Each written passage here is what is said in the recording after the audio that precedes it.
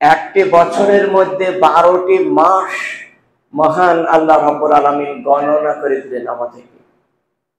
মানে আদম থেকে নিয়ে পর্যন্ত চলছে, তার অনেক অনেক আগে এটা গণনা করা হয়েছে।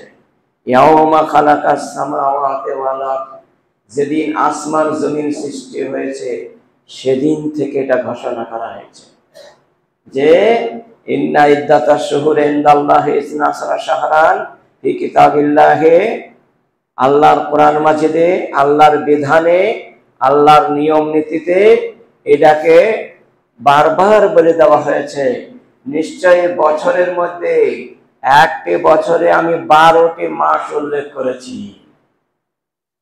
মিনহা আরবাতুন হুরুম, আর এই 12টি মাসের মধ্যে 4টি মাস খুব সম্মানিত মাস বা নিষিদ্ধ মাস।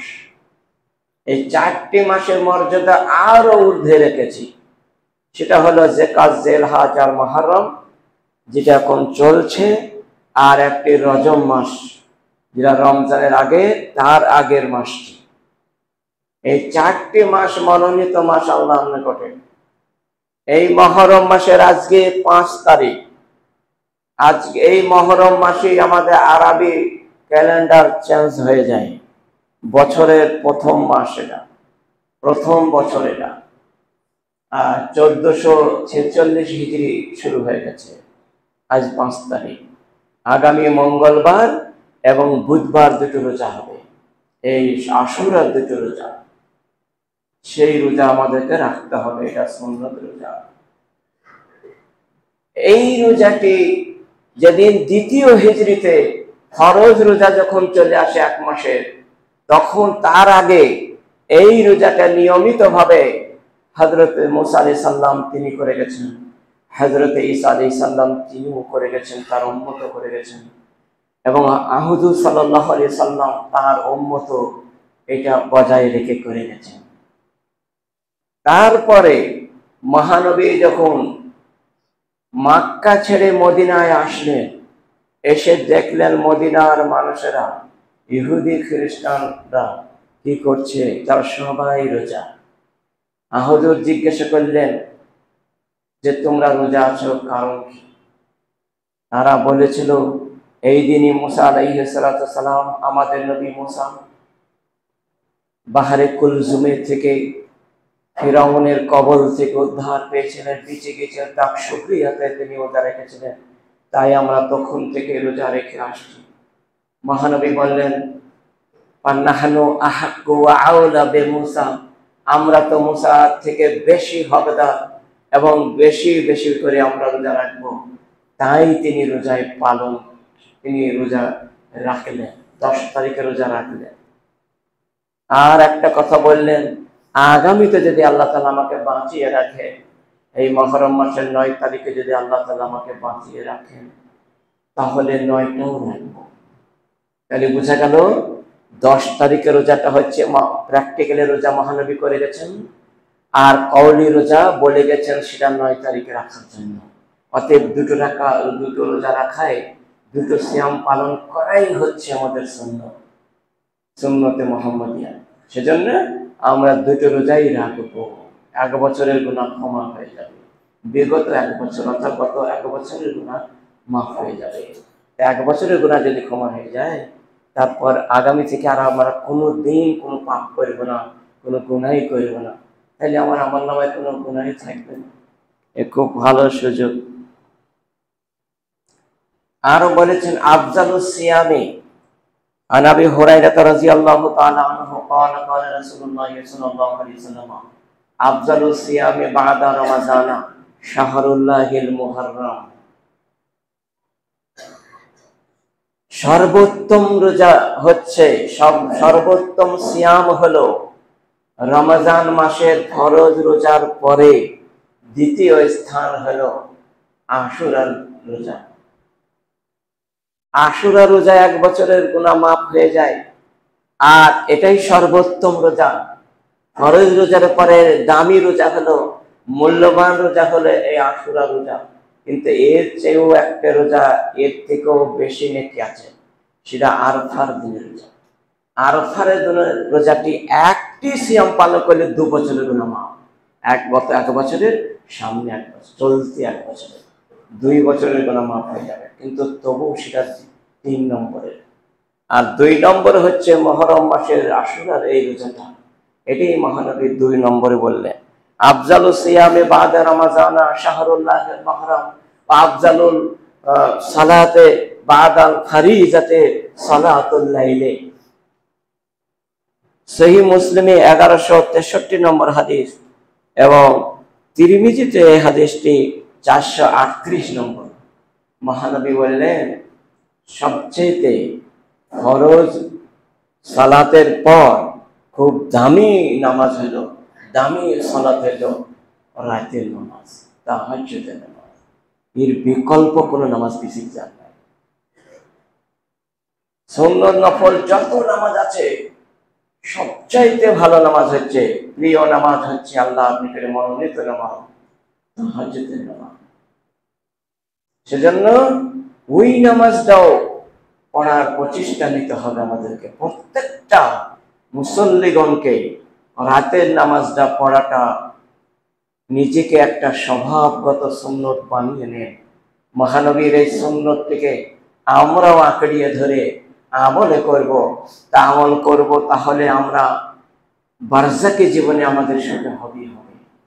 সেজন্য অনুরোধ রাখছি, তাহাজ্জুদ নামাজটাও ধরুন, এরা থেকে পড়তে শুরু করে দিন। আরো আবু কাতাদা থেকে একটি হাদিস বর্ণনা করা হয়েছে, রাসূল সাল্লাল্লাহু আলাইহি ওয়াসাল্লাম তিনি বলেছেন, সিয়ামে ইয়াউমে আশুরা আহতাসিবু আলাল্লাহি আইয়ুকাফফিরা সানাতাল্লাতী ক্বাবলাহু। রাওয়াহু মুসলিম। সহিহ মুসলিমে এই হাদিসটি 1162 নম্বর এবং তিরমিজিতে 752 নম্বর হাদিস। সিয়ামে ইয়াউমে আশুরা, আশুরার রোজাটা রাখা বা এই দিন সিয়াম পালন করা এত নেকি আছে, এত নেকি আছে। মহানবী বললেন, আহতাসিবু আলাল্লাহি, এত নেকি হবে আল্লাহ তাআলা বলেছেন আল্লাহর রাস্তে, আইয়ুকাফফিরা সানাতাল্লাতী ক্বাবলাহু, বিগত 1 বছরের গুনাহ সব ক্ষমা হয়ে যাবে, গুনার কাফারা হয়ে যাবে সব, তাহলে মিটে যাবে সব। সেজন্য আমরা অবশ্যই 10 তারিখের রোজাটা রাখবই, এরকম মন মানসিকতা এখন থেকে গড়ে তুলুন।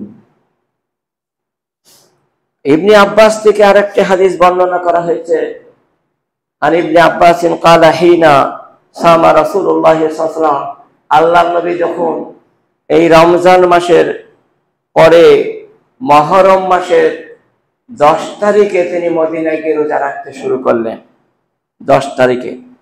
আর সেই দিন ইহুদি নাসারা সবাই রোজায় আছে, দুটোর সঙ্গে মিক্স হয়ে যাওয়ার কারণে হযরতে আব্দুল্লাহ ইবনে আব্বাস তিনি বলেছিলেন, ইয়াউমে আশুরা ওয়া আমারা বিসিয়ামিহি, মহানবী নিজে রোজা রাখলেন এবং সাহাবাদেরকে রোজা রাখার নির্দেশ করলেন। ক্বালু ইয়া রাসূলুল্লাহ, সেই সময় বিখ্যাত সাহাবাগণ ছিলেন সম্মুখে, তারা একটা প্রশ্ন রেখেছিলেন মহানবীর কাছে, ইন্নাহু ইউআযযিমুহুল ইয়াহুদু ওয়ান নাসারা, হে আল্লাহর নবী, এই দিনে তো আপনি রোজা রাখার জন্য বলছেন এবং নিজেও রেখেছেন, তো এই দিনই তো সাদৃশ্য হয়ে যাচ্ছে, ইয়াউমুন, এমন একটা দিন, ইউআযযিমুহুল ইয়াহুদু ওয়ান নাসারা, ইহুদি এবং নাসারা এরাও তো রোজা রেখেছে, তাহলে কি করা যায়? ফাকালা রাসূলুল্লাহ সাল্লাল্লাহু আলাইহি ওয়াসাল্লাম, তখন মহানবী বললেন, লাইন বাকিতু ইলা কাবিলিন লাসুমান্না তাসিআ, অর্থাৎ যদি আল্লাহ রাব্বুল আলামিন আমাকে আগামী বছর যদি বাঁচিয়ে রাখেন জগতে, তাহলে আমি মুহররম মাসের 9 তারিখটাও আমি রোজায় রাখবো। এটা মহানবীর বাসনা করে গেছেন।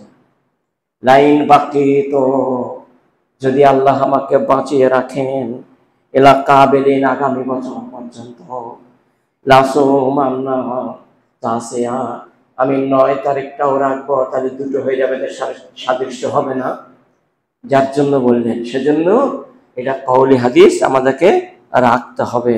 সহিহ মুসলিমে 1134 নম্বর হাদিস এবং ইবনে মাজায় 1736 নম্বর হাদিস আমরা বুঝতে পারলাম যে মহানবী আকাঙ্ক্ষা করে গেছিলেন কিন্তু আর বাঁচেন, ওই সময় আসার আগেই পরলোক গমন করেছিলেন, যার জন্য তিনি এটা রাখতে পারেননি, আমাদেরকে রাখার জন্য বলে গেছিলেন। সেজন্য 9 তারিখটাও রাখবো ইনশাআল্লাহ। তাহলে বোঝা গেল আমাদের যে এই রোজা রাখার সাদৃশ্য, রোজা রাখার যে তাৎপর্য, যে রোজা রাখার রহস্য, তা আমরা বুঝতে পারলাম এবং কতটা নেকির তাও বোঝা গেল। এই আশুরা রোজাটা বলা হয়েছে রোজা রাখার যে বৈশিষ্ট্য বা এই মাসের যে নিষেধ আদেশ আছে তা সম্বন্ধে 5টি মশলা বর্ণনা করছি।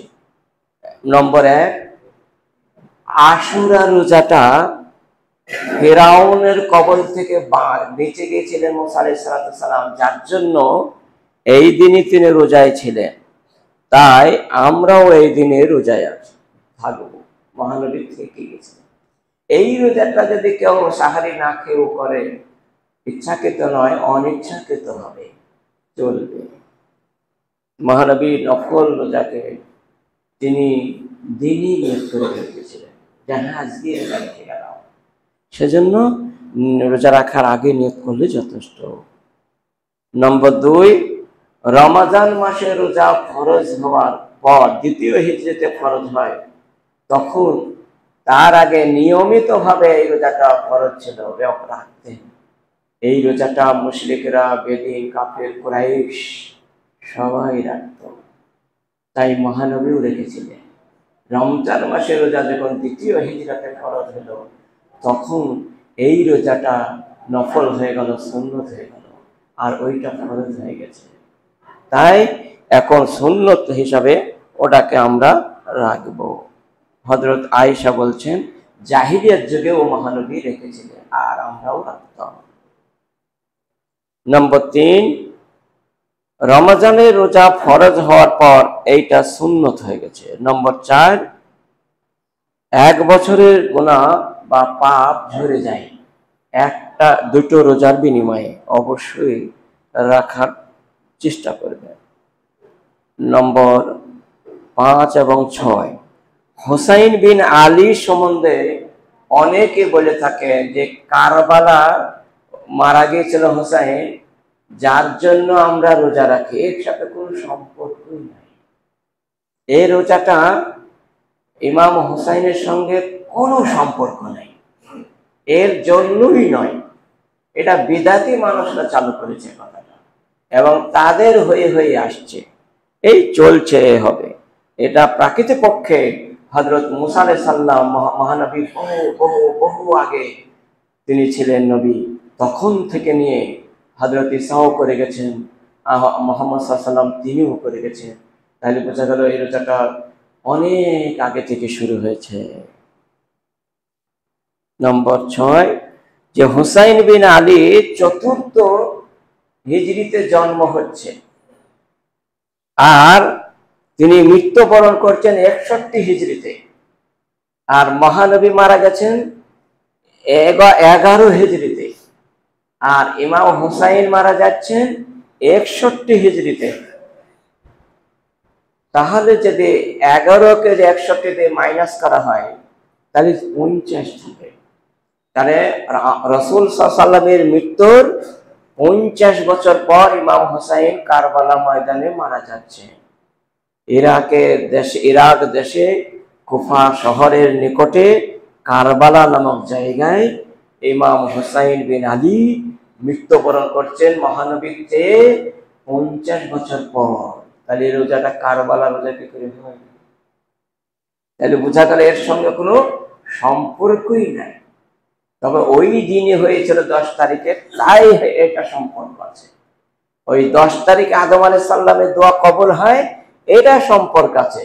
ওই 10 তারিখে ইব্রাহিম আলাইহিস সালাম আগুনে থেকে বেঁচে গেছিলেন, ওটাও সম্পর্ক ঠিক আছে, এগুলা ঠিক আছে।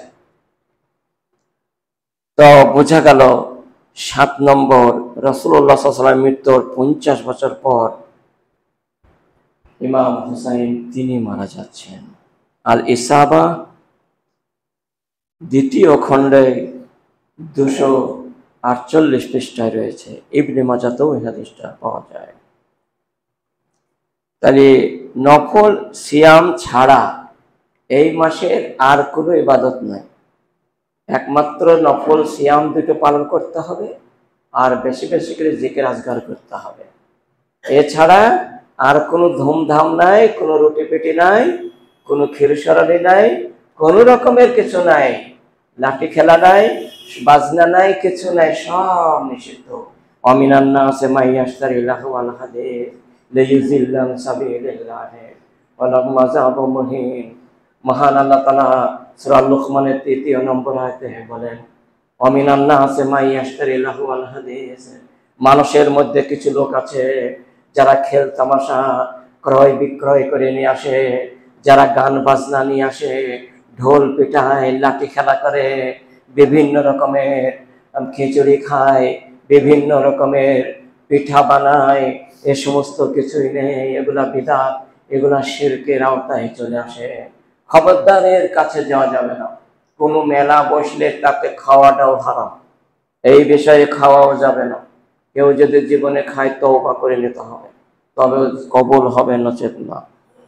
খুব সাবধান। মহানবী বলেছেন, লাইসা মিন্না মান যারাবাল খুদুদা শাক্কাল জায়ুবা ওয়া দাআ বিদাওয়াল জাহিলিয়াতি।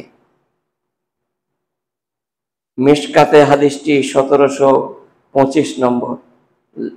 লাইসা মিন্না মান যারাবাল খুদুদ, যারা গালকে নুচে নুচে, গালকে নখ দিয়ে ছিঁড়ে ছিঁড়ে, চাকু মেরে মেরে রক্তপাত করে দেয়, শোক করে হাই হোসেন করে, হাই হোসেন কারবালাতে মারা যায়, এই বলে এক ফোঁটা পানির অভাবে অনেক কিছু কথা আলোচনা হয়, সব হোসেন তো সেদিন মরিনি। মহানবী তো রোজা করেছেন অন্য বিষয়ে, আর হোসেন তো 50 বছর পর মারা যাচ্ছে, তার জন্য তো শোক কেন করলো? সেদিন তো রোজা রাখতে হবে, খুশি কেন হবে সেদিন? অসাক্কাল জয়ু, আর অনেকে কাপড় ছিঁড়ে ফেড়ে শেষ করে দেয়, এত হাই হোসেন করে। দাওয়াল জাহিলিয়াতে, আর জাহিলিয়াতের বর্বরতার যুগে কান্নাকাটি করে, জোরে জোরে সুর গোল করে, এগুলা নিষিদ্ধ, একদম কড়া নিষেধ, এর কাছে যাওয়াই যাবে না, মহানবীর নিষেধ। এই মাসটা আসলে যারা শোক পালন করে তারা বলে এটা শোকের মাস, এই মাসে আমোদ আল্লাহ করা হবে না, এই মাসে বিবাহ শাদী দেওয়া হবে না, এই মাসে কোটি কোটি টাকার গোমরা তৈরি করে, তাজিয়া তৈরি করে, এই মাসে কোটি কোটি টাকা ব্যয় করে লাড্ডু তৈরি করে বিলিয়ে দেয়, মনে করে এটা ভালো কাজ হচ্ছে। অথচ বিদআত, শিয়া সুন্নি উভয়ে মিলে জুলে এত সুন্দরভাবে এরা করেছে বা করে, তা ভাষায় প্রকাশ করা যাবে না। কোটি কোটি টাকা ব্যয় করে, আর খামোখা এই টাকাগুলা কাল কিয়ামতের মাঠে লাগবে। এমনকি একটা দল এমনও করে যে রক্তে মাখামাখি করে হোলির মতো, এবং রক্তে মাখামাখি যখন অনেক দল করছেন, আজকাল ছেড়েও দিয়েছে, কিন্তু কিছু কিছু বিদআত চালু হয়েছে যে লাল রং নিয়ে এসে ছড়িয়ে দিয়েছে গায়ে, যে রক্ত বলে এটাকে ঘোষণা করছে, এটাও একটা বড় ধরনের বিদআত। এবং হাসানের ওপরে মাতম করছে আর গীত গাচ্ছে, এটাও বড় ধরনের। আর কেক, বিভিন্ন রকমের কেক তৈরি করছে, পাউরুটি তৈরি করছে, এবং হুসাইনের নাম দিয়ে এদিক ওদিকে বিলিয়ে দিচ্ছে, এগুলা সব বিদআত, খাওয়াটাও হারাম। এবং শুধু তাই নয়, হুসাইনকে এই সময়কে প্রচন্ড সম্মান প্রদক্ষিণ করে আর বলে উনি মাসুম। মাসুম ঠিক আছে, আর ইয়াজিদকে বলে মালুম। মালুম মানে অভিশপ্ত, আল্লাহর অভিশাপ হোক, মরুক হোক, এরকম বদদুয়া, গালিগালাজ অনেক কিছু করে। অথচ ইয়াজিদের সঙ্গে এর কোনো সম্পর্কই নাই। ইয়াজিদ তো মারতেই বলেনি, ওকে তো নিষেধ করেছিল। শিমারকে বলেছিল, আব্দুল্লাহ বিন সিয়াদকে বলেছিল যে খবরদার খবরদার, মহানবীর নাতিকে খবরদার, হোসাইনকে তোমরা যেন হত্যা করবে না, মারবে না, আঘাত করবে না। সশরীরে সুন্দরভাবে তোমরা ওখান থেকে নিয়ে আমার এখানে চলে এসো সন্দেশে, এসে আমার কাছে সশরীরে রাখবো। ও যতদিন বাঁচবে, ওর ফ্যামিলি যতদিন থাকবে জগতে, ওদেরকে আমাদের পার্লামেন্টে, আমাদের প্রাসাদে ওদের জায়গা দেব, ওরা এখানেই থাকবে মৃত্যু পর্যন্ত। এত সম্মানের জন্য ওদেরকে ডাক দেওয়া হয়েছিল, ইয়াজিদ বলেছিল। কিন্তু শিমার তা করেনি, ওবায়দুল্লাহ বিন জিয়াদ তা করেনি। সে যুদ্ধ করে তার মুন্ডুটা কেটে নিয়ে এসেছিল এবং ধরটা আলাদা জায়গা করেছিল। এটা বলা হয়নি কো, যেদিন ওই মাটিতে এসে ইয়াজিদ এখন আসলো, তখন এত আর মুআবিয়া বিন আবু সুফিয়ানকেও গাল দেয়। কিন্তু এটা উচিত না, এরা সাহাবা, খুবই ভালো লোক, জান্নাতি লোক, সেজন্য এটাকে কিছু বলা যাবে না। তো সেদিন ইয়াজিদের কাছে যখন নিয়ে আসে, সব খুব ব্যথা মর্মহত কথা, খুবই নির্মম ভাবে হত্যা করে যখন এভাবে নিয়ে আসে, তখন ইয়াজিদ এত কান্না করেছিল, এত কান্না করেছিল, 3 দিন 3 রাত পর্যন্ত কিছু খায় নাই। একদম মনে যে কিয়ামত আসা পর্যন্ত সবাই আমাকে গাল তিরস্কার করবে, ইয়াজিদ খুন করেছে, যেহেতু এ বাদশাহ। কিন্তু হায় হায়, কিছু করার নেই। সে নিষেধ করেছে। একটা আড়াই হাত ধরনের একটা লাল চাদর ছিল, সত্য ইতিহাসে পাওয়া যায়। সে চাদরটা নুয়ে ভিজে গেছিল, এত কান্না করেছিল ইয়াজিদ। সেজন্য ইয়াজিদের কোনো দোষ নাই। লা তাসাব্বু আসহাবি, মহানবী বলছেন আমার সাহাবাকে কেউ যেন তোমরা গালিগালাজ করবে না, কোনো অশ্লীল কথা বলবে না, কোন রকমের কটু কথা যেন বলে না। ফাইন্না ইহতাদি, তারা সবাই হিদায়াত প্রাপ্ত, সবাই জান্নাতি মানুষ, তাদেরকে কেউ যেন তোমরা গাল দিও না। জানো তোমরা এই সময় তাদের কতটা, একটা উহুদ পাহাড়ের সমান যদি তোমরা সোনা দান করে দাও, তবু তাদের সমকক্ষ হতে পারবে না, তবু তাদের 1 কেজি জবের দাম দিতে পারবে না। এত মর্যাদাবান আমার সাহাবারা। সেজন্য সাহাবাদেরকে খবরদার তোমরা কোনো কথা বলবে না। ওই সময় খালিদ বিন ওয়ালিদ আরো কয়েকজন গালাগালি শুরু হয়, সেগুলোকে নিষিদ্ধ করা হয়েছিল।